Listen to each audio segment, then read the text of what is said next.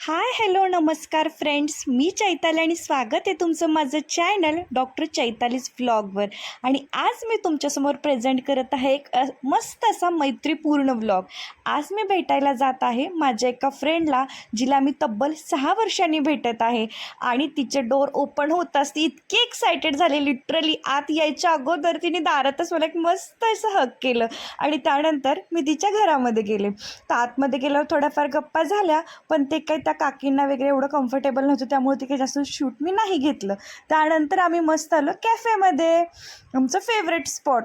आम्ही 11-12वीला असताना ना ह्या कॅफेमध्ये नेहमी यायचो.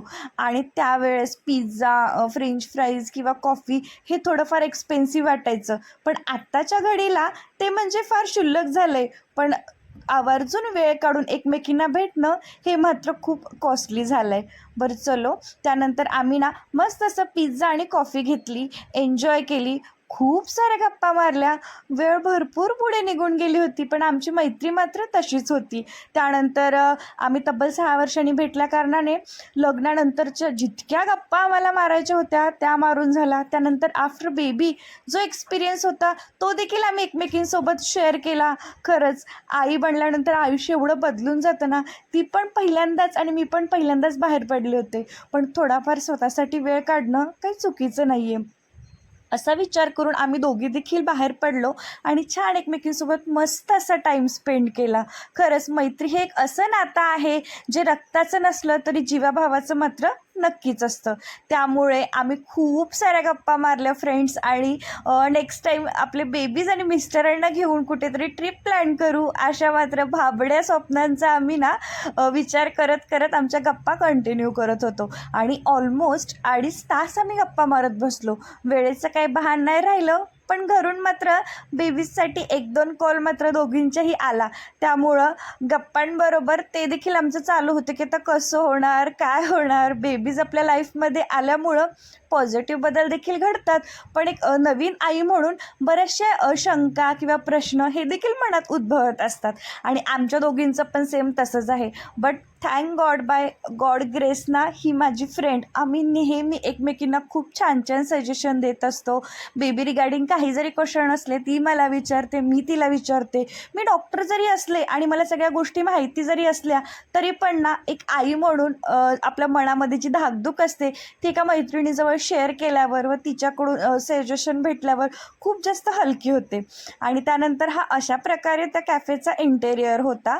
तर आमचं तर फेवरेट आहे. तुम्ही देखील फ्रेंड्स मला कमेंटमध्ये नक्की सांगा तुमचा कोणता फेवरेट स्पॉट होता कॉलेज टायमिंगचा. तर त्यानंतर आम्ही असे काही फोटोज क्लिक केले. आणि मला मैत्रीबद्दल 4 वाक्य सांगायचे आहेत जे की मी मनाने स्वतः तयार केलेले आहे. माझ्या मते ना फ्रेंड्स, जसं समुद्रासाठी लाटांचं महत्त्व असतं तसंच आपल्या आयुष्यासाठी मैत्रीचं महत्त्व असतं. ज्या प्रकारे लाटा एकमेकांवर आदळून एकमेकांना संगतीने राहून समुद्राचं सौंदर्य वाढवत असतात, त्याच प्रकारे आपले फ्रेंड्स हे आपल्यासोबत राहून आपल्या आयुष्याचे सौंदर्य वाढवत असतात.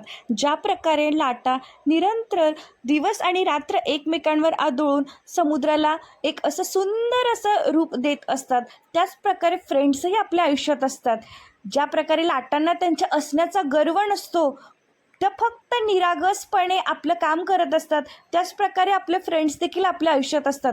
कुठलाही ॲटिट्यूड, गर्व हे न बाळगता एकदम फ्रीली आणि फ्रँकली आपण ज्यांच्यासोबत मन मोकळ्या गप्पा मारू शकतो असे फ्रेंड्स असतात. त्यामुळे या 6 वर्षानंतर माझ्या फ्रेंडला भेटून मला तर फारच आनंद झाला. व अशा प्रकारे आमची खूप मस्त अविस्मरणीय भेट झाली. व पुढच्या वेळेस छान निवांत खूप वेळ भेटू असं एकमेकींना सांगून आम्ही एकमेकींचा निरोप घेतला. खरंच निघताना दोघींनाही खूप डोळे पाणावले आमचे आणि सॅडही वाटलं. पण आत्ता मात्र आम्ही दोघी संसाराच्या झालो होतो. म्हणजेच प्रत्येकीच्या मागं आपलं संसार, मुलं हे सारं असल्याकारणाने घरी आम्हाला वेळेत परतावं लागलं. व त्यानंतर घरी आल्यावर ते काय आपलं रोजचं शेड्यूल चालू झालं. पण ती एक भेट खूप कमी वेळाची होती, पण खूप सारा आनंद मला देऊन गेली होती. व तुमच्या देखील आयुष्यात तुमच्या कोण स्पेशल फ्रेंड्स आहेत ते मला कमेंटमध्ये नक्की सांगा.